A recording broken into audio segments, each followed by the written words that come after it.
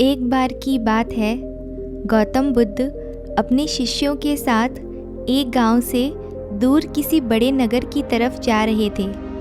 गर्मी के दिन थे और रास्ता भी बहुत लंबा था। गौतम बुद्ध अपने शिष्यों सहित बहुत देर से चल रहे थे, जिस वजह से उन्हें बहुत प्यास लगती है। वहाँ से कुछ ही दूरी पर बरगद के वृक्ष की एक घनी छांव थी। सभी लोग उस वृक्ष के पास पहुँच जाते हैं। महात्मा बुद्ध अपने शिष्यों सहित वृक्ष की घनी छाया के नीचे विश्राम करने लगते हैं। बहुत देर से चलने की वजह से सभी का गला प्यास से सूख रहा था। यह बात बुद्ध जानते थे। बुद्ध ने अपने एक शिष्य से कहा, आप इस बरगद की छाया से 20 कदम दूर जाकर बरगद की 2 बार परिक्रमा करके वापस आओ। शिष्य वैसा ही करता है जैसा बुद्ध ने बताया। परिक्रमा के बाद जब शिष्य महात्मा बुद्ध के पास आया तो बुद्ध बोले कि क्या आपको किसी ठंडी हवा का अनुभव हुआ है?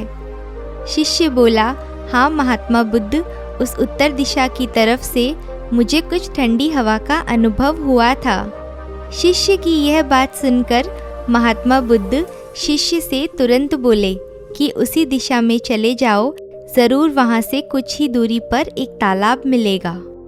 उस तालाब से सबके लिए पानी ले आओ। शिष्य उसी दिशा में जब कुछ दूर जाता है तो वहाँ सच में एक तालाब होता है। तालाब देखकर शिष्य बहुत प्रसन्न होता है और तालाब के निकट जाकर जैसे ही तालाब से पानी भरने वाला होता है, तभी शिष्य की नज़र वहाँ दूर तालाब में कपड़े धो रही कुछ स्त्रियों पर जाती है।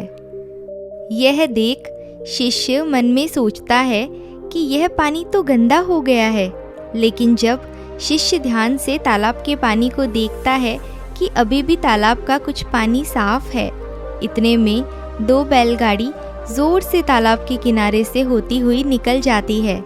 बैलगाड़ी के पहिए तालाब की मिट्टी के ऊपर इतनी जोर से निकलते हैं कि तालाब के नीचे बैठी बहुत सारी मिट्टी तालाब के ऊपर आ जाती है, जिस वजह से तालाब का बचा हुआ पानी भी गंदा हो जाता है। यह देख शिष्य बिना पानी लिए क्रोध में महात्मा बुद्ध के पास वापस चला जाता है। शिष्य बड़े ही निराशा भाव से महात्मा बुद्ध को यह सब बताता है। शिष्य की बातें सुन सभी शिष्य बोलते हैं कि हमें तुरंत यहाँ से निकलना चाहिए, किसी दूसरी जगह पानी की खोज करनी चाहिए, वरना प्यास के मारे जान निकल ही जाएगी। इधर महात्मा बुद्ध सभी को शांत होने के लिए कहते हैं और बोलते हैं कि धीरज रखो, कुछ देर यहीं बैठो, संयम बनाए रखो। सभी महात्मा बुद्ध की बात सुनकर शांत हो जाते हैं और वहीं बैठ जाते हैं। कुछ समय बीत जाने के बाद महात्मा बुद्ध फिर से अपने शिष्य को उसी तालाब से पानी लाने के लिए कहते हैं। शिष्य बिना कोई सवाल किए उसी तालाब से पानी लेने के लिए फिर से चला जाता है। तालाब की हालत देख शिष्य को यकीन नहीं होता। तालाब का पानी पूरी तरह से साफ होता है। यह देखकर शिष्य बहुत खुश होता है और पानी भरकर महात्मा बुद्ध के पास जाता है। सभी पानी पीकर अपनी प्यास बुझाते हैं, लेकिन अभी भी सबके मन में ये एक सवाल था कि आखिर यह चमत्कार हुआ कैसे? तालाब का सारा पानी तो गंदा था। उन्हें लगा कि ज़रूर ये बुद्ध की शक्ति है। इनमें से एक शिष्य ने यह सवाल महात्मा बुद्ध से पूछ ही लिया कि महात्मा, यह चमत्कार आपने कैसे किया? शिष्य का जवाब देते हुए महात्मा बुद्ध बोले कि यह कोई चमत्कार नहीं है, यह हमारे सब्र का फल है। जितनी देर हम सब लोगों ने सब्र किया, उतनी देर तक तालाब के पानी के ऊपर तैर रहे सभी गंदे तत्व और मिट्टी तालाब के पानी के नीचे बैठ गए थे। फिर कुछ देर बाद शिष्य जब वहाँ तालाब के पास पहुँचा, तब तक सभी दूषित कण नीचे बैठ चुके थे, जिस वजह से तालाब का पानी पहले की तरह साफ हो चुका था तथा तालाब साफ दिखाई दे रहा था।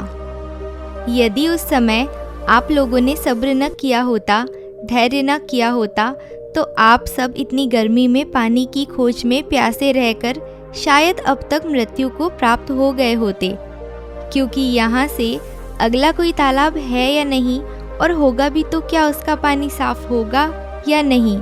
इन सब कारणों से आप कभी प्यास न बुझा पाते और प्यास से मर जाते। फिर इतना बोलने के बाद महात्मा बुद्ध शिष्यों को एक सीख देते हुए कहते हैं कि जैसी स्थिति हम लोगों की समक्ष आज आई है, वैसी ही स्थिति और मुश्किल दौर जिंदगी के हर मोड़ पर आएंगे।